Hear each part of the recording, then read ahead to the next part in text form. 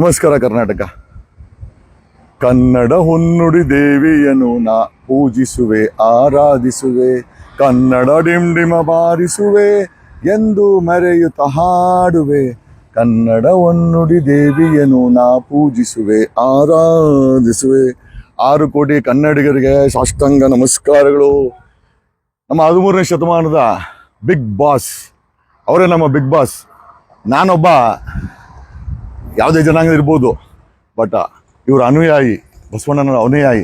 ಯಾಕೆ ಇಲ್ಲಿ ಬಂದಿದ್ದೀನಿ ಅಂತ ಮೊದಲು ಅವರ ಪಾದಕ್ಕೆ ಅರ್ಪಣೆಯನ್ನು ಮಾಡುತ್ತಾ ಮುಂದೆ ಮಾತಾಡ್ತೇನೆ.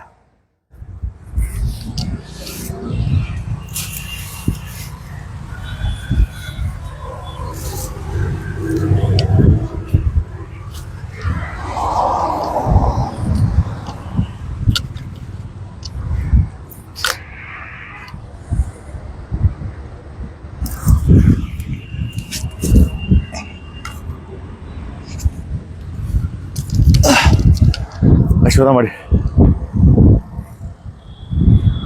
ನಮಸ್ಕಾರ ಕರ್ನಾಟಕ. ಬಡವ್ರ ಮಕ್ಕಳು ವಿಧಾನಸೌಧಕ್ಕೆ ಬರಬೇಕು. ಅಲ್ಲಿ ನೋಡಿ,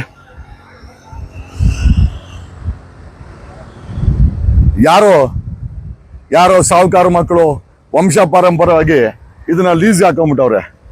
ಈ ಜಾಗಕ್ಕೆ ಮುಂದೆ ವಿಧಾನಸಭೆ ಚುನಾವಣೆಯಲ್ಲಿ ಕನಿಷ್ಠ 25 ಬಡವರ ಮಕ್ಕಳನ್ನ ಇನ್ಕ್ಲೂಡಿಂಗ್ ನಾನು ಈ ಜಾಗಕ್ಕೆ ಬರೋಕ್ಕೆ ಹೋರಾಟ ಮಾಡ್ತಾ ಇದ್ದೀವಿ. ಕನಿಷ್ಠ 25 MP ಬಡವರ ಮಕ್ಕಳು ನಮ್ಮ ಕಡೆಯಿಂದ ಮುಂದಿನ ಸಾರಿ ಈ ಮೆಟ್ಲತ್ತಾರೆ. ಏನೋ ಡೈರೆಕ್ಟಾಗಿ ಸಬ್ಜೆಕ್ಟಿಗೆ ಬರ್ತೀನಿ. ನಮ್ಮ ಬಿಗ್ ಬಾಸ್ ನನ್ನ ಮನೆಯಲ್ಲಿ ಎಲ್ಲದನ್ನು ಕೂಡ ಇವರ ಅನುಯಾಯಿತಲ್ಲಿ ನಡೆಯೋದು. ಯಾರು? ಜಗತ್ತಿಗೆ ಸಂದೇಶ ಕೊಟ್ಟಂತ ಶ್ರೀ ಬಸವೇಶ್ವರವರು. ಓಕೆ, ಅವ್ರ ಬಗ್ಗೆ ಮಾತಾಡಲಿಕ್ಕೆ ಪದಗಳೇ ಕಮ್ಮಿ ಆಗತ್ತೆ. ಬಟ್ ಅವರು ಅನುಯಾಯಿಗಳು ಅನ್ಕೊಂಡ್ರು ಕೆಲವು ಸಾಕಷ್ಟು ಪಾಪಗಳನ್ನ ಮಾಡಿದ್ರೆ ಪಾಪಿಗಳು. ಅವ್ರನ್ನ ಸೈಡಿಗೆ ಇಟ್ಬಿಟ್ರೆ ನಿಮಗೆ ಗೊತ್ತಿರ್ಬೋದು, ಕಳೆದ 1 ತಿಂಗಳಿಂದ ಒಬ್ಬ ಎಕ್ಸ್ ಸಿ ಎಂ ಬಗ್ಗೆ ಚರ್ಚೆ ಆಗ್ತಾ ಇದೆ. ಯಾರು ಎಕ್ಸ್ ಸಿ ಎಂ ಅಂತ ಕ್ವಶನ್ ಮಾರ್ಕ್ ಇಟ್ಟು ಜನಗಳ ಮುಂದೆ ಇಟ್ಟಾಗ ನನಗೆ ಗೊತ್ತಿಲ್ಲದಿದ್ರು ಈ ಮಾಜಿ ಎಕ್ಸ್ ಸಿ ಎಂ ಬೊಮ್ಮಾಯಿ ಹೋಗಿ ಮಾಧ್ಯಮಗಳನ್ನ ನನ್ನನ್ನು ನನ್ನ ವಿರುದ್ಧ ಸ್ಟೇ ಮಾಡಿ ತಗೊಂಬಂದಿದ್ದಾರೆ. ನಾನು ಬೊಮ್ಮಾಯಿ ಹೆಸರು ಇಲ್ಲಿ ಹೇಳೇ ಇಲ್ಲ. ಆ ಬೊಮ್ಮಾಯಿ ಯಾಕೆ ಎಳ್ಕಂತವ್ರೆ ನನಗೆ ಗೊತ್ತಿಲ್ಲ. ಆದರೂ ಬಸವಣ್ಣನವ್ರಿಗೆ ನಮಸ್ಕಾರ ಮಾಡಿ, ಆಧುನಿಕ ಬಸವಣ್ಣ ಅಂತ ಹೇಳಿ ತಪ್ಪಾಗ್ಲಾರ್ದು ಬೊಮ್ಮಾಯಿಯವರನ್ನ. ಆಧುನಿಕ ಬಸವಣ್ಣ ಬೊಮ್ಮಾಯಿಯವರೇ, ನಾನು ನಿಮಗೆ ಒಂದು ಹೊಸ ಅದ್ಭುತವಾದಂತ ಈ ಒಂದು ಬೆಂಕಿ ಈ ನಿಮ್ಮ ಅಗ್ನಿ ಪರೀಕ್ಷೆಯಿಂದ ಹೊರಗಡೆ ಬರಕ್ಕೆ ನಿಮ್ಗೊಂದು ದಾರಿ ತೋರಿಸ್ತೀನಿ. ಏನಿಲ್ಲ ಬಸವರಾಜ ಬೊಮ್ಮಾಯಿಯವರೇ, ನಾನು ನಿಮ್ಮ ಹೆಸರು ಹೇಳೇ ಇಲ್ಲ. ನೀವ್ಯಾಕೆ ನನ್ನನ್ನೇ ಹೇಳ್ಕೊಂತ ಇದ್ದೀರಾ ಗೊತ್ತಿಲ್ಲ. ಅದು ಹೇಳ್ತಾರಲ್ಲ, ದಾರಿಲಿ ಹೋಗ ಮಾರಮ್ಮ, ಮನೆ ಗಂಟ ಬಾರಮ್ಮ. ಇರ್ಲಿ, ನೀವು ಕರೆದಿರ ಆದ್ಮೇಲೆ ನಾವು ಬಂದೇ ಬಿಟ್ಟಿದ್ದೀವಿ. ಏನ್ ಮಾಡೋದು? ಬಡವ್ರ ಮಕ್ಕಳು ಸಹ ವಿಧಾನಸೌಧಕ್ಕೆ ಹೋಗ್ಬೇಕಾಗಿದೆ. ಹಂಗಾಗಿ ಈ ಒಂದು ನಿಟ್ಟಿನಲ್ಲಿ 6 ಕೋಟಿ ಕನ್ನಡಿಗರ ಪರವಾಗಿ ಇನ್ನೊಂದು 25 ಜನ ಬಡವ್ರ ಮಕ್ಕಳಲ್ಲಿ ಹೋಗ್ಬೇಕು. ಆ ನಿಟ್ಟಿನಲ್ಲಿ ನಿಮ್ಗೊಂದು ಪ್ರಶ್ನೆ ಹೇಳ್ತಾ ಇದ್ದೀನಿ. ಬಸವರಾಜ ಬೊಮ್ಮಾಯಿಯವರೇ, ಎಲ್ಲ ಆಯ್ತು. ಈಗ ನೀವೇ ನನ್ನನ್ನು ರೆಕಾರ್ಡಿಗೆ ತಂದಿದ್ದೀರಾ. ಈಗ 23 ಜನ ಎಕ್ಸ್ ಸಿ ಎಂಗಳಿದ್ದಾರೆ. ನೀವ್ಯಾಕೆ ನಿಮ್ಮ ಮೇಲೆ ಹೇಳ್ಕೊಂತ ಇದ್ದೀರಾ? ಸ್ವಲ್ಪ ನೀವ್ಯಾಕೆ ನಿಮ್ಮನ್ನು ಹೇಳ್ಕೊಂತ ಇದ್ದೀರಾ? ಆಮೇಲೆ ಜಯೇಶ್ ಪಟೇಲ್ ಇರ್ಬೋದು, ನಾನು ಹೇಳ್ತಾ ಇರೋದು ಯಾರು ಗೊತ್ತೋ. ಇರ್ಲಿ, ಆ ಸಬ್ಜೆಕ್ಟನ್ನ ಸೈಡ್ಗೆ ಇಟ್ರು. ನಾನು ಹೇಳೋದೇನು ಅಂತಂದ್ರೆ, ಈಗ ನಿಮ್ಮ ಅಗ್ನಿ ಪರೀಕ್ಷೆನಲ್ಲಿ ನೀವೊಬ್ರು ಅದ್ಭುತವಾದಂತ ಮಾಡ್ರನ್ ಬಸವೇಶ್ವರ ಅಂತ ಪ್ರೂವ್ ಮಾಡ್ಲಿಕ್ಕೆ ಒಂದು ಅವಕಾಶ ಇದೆ. ಏನಂತಂದ್ರೆ, ನಾನು ಕೋರ್ಟಲ್ಲಿ ಒಂದು ಪಿಟಿಷನ್ ಹಾಕ್ತೀನಿ. ಏನಂತ? ನಿಮ್ಮನ್ನ ಮಂಪರು ಪರೀಕ್ಷೆಗೆ ಒಳಪಡಿಸಲು. ಮಂಪರು ಪರೀಕ್ಷೆಯಲ್ಲಿ ಎಲ್ಲಾ ಮಾಧ್ಯಮಗಳನ್ನ ಕ್ಯಾಮ್ರಾ ಹಾಕಿ ನಿಮ್ಮನ್ನ ಮಂಪರು ಪರೀಕ್ಷೆ ಒಳಗಡಿಸೋದು. ನನಗೆ ಗೊತ್ತು ನೀವು ಒಪ್ಕೊಳ್ತೀರಾ ಅಂತ. ಯಾಕಂದ್ರೆ ನೀವು ತಪ್ಪೇ ಮಾಡಿಲ್ಲ ಅಂತ ನಿಮ್ಗೆ ಗೊತ್ತಿರೋದಾದ್ರೆ ನೀವು ಯಾವ ಒಪ್ಕೊಂಡಲ್ಲ. ಆಮೇಲೆ ಒಪ್ಪಿಕೊಂಡು ಆಮೇಲೆ ನನ್ನ ಅವತಾರ ನೋಡಿ ಭಯ ಬೀಳಕ್ ಹೋಗ್ಬೇಡಿ. ಓಕೆ, ನಮ್ಮ 6 ಕೋಟಿ ಕನ್ನಡಿಗರ ಮತ್ತೆ ಭಾರತೀಯರ ಸಮಾಜ ಇದು. I am representing it's not Jagadish, it's society. ಈ ಸೊಸೈಟಿ ನಗ್ನವಾಗಿದೆ. ಯಾರು ನಗ್ನ ಮಾಡಿದ್ದು ಭ್ರಷ್ಟಾಚಾರ ಅನ್ನೋ ಒಂದು ಮೆಕ್ಯಾನಿಸಮ್ ನಮ್ಮ ಸಮಾಜವನ್ನ ನಗ್ನ ಮಾಡಿದೆ.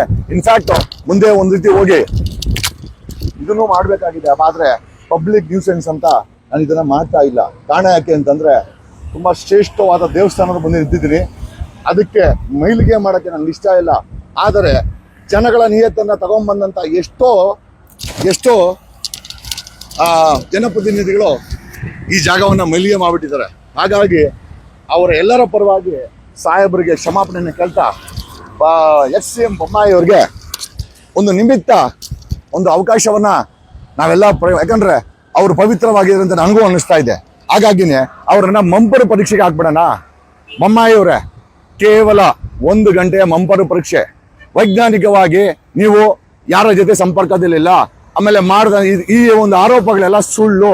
ಪ್ರಶ್ನೆ ಕೇಳ್ತಾರೆ ನಿಮ್ಮನ್ನ, ಯಾವ್ಯಾವ ಫೈಲ್ ಸೈನ್ ಮಾಡಿದ್ದೀರಾ, ಮಂಪರು ಪರೀಕ್ಷೆಯಲ್ಲಿ ಯಾರ್ಯಾರ ಜೊತೆ ಸಂಪರ್ಕ ಹೊಂದಿದ್ರಿ, ಆಮೇಲೆ ಈ ಅಲಿಗೇಷನ್ ನಿಜವಾಗ್ಲೂ ಪವಿತ್ರ ಅಂತ ಪ್ರಶ್ನೆ ಕೇಳ್ತಾರೆ. ಎಲ್ಲಾ ಮಾಧ್ಯಮಗಳು ಲೈವ್ ಮಾಡ್ತವೆ. ನೀವು ಪವಿತ್ರ ಆಗ್ಬಿಡ್ತೀವ.